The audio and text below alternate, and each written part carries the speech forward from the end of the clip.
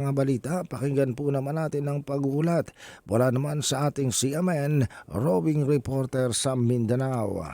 CMN Live Nation. Willie Boy Ramos, magandang araw sa iyo.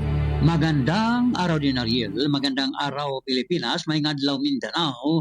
Pinalakas ng Department of Agriculture Northern Mindanao ang Resilience Climate Program upang tulungan ang mga magsasaka sa buong rehiyon sa posibleng epekto ng El Nino phenomenon.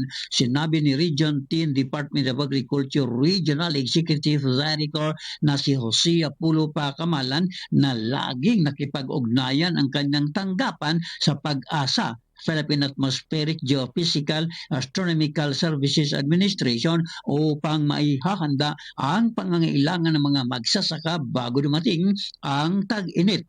Samantala, habang pinaghahandaan naman ang El Nino phenomenon, mahigit sa 500 pamilya ang binaha sa 5 mababang lugar sa bayan ng Lambayong, Sultan Kudarat Province sa Region 12.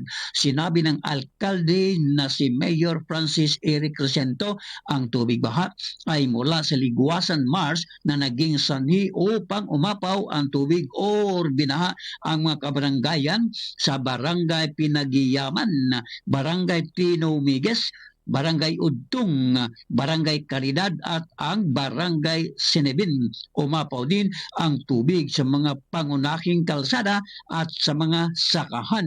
Epekto ang kalamidad sa habagat, enhance sa bagyong si Quiapo. Will Ramos, Simon Robin reporter ng Mindanao Radyo Kalikasan ng City Base, nagalat ng live para sa CMN Pilipinas. CMN Live Nationwide. Maraming salamat Willie Boy Ramos, ang ating CMN roving reporter sa Mindanao. Samantala,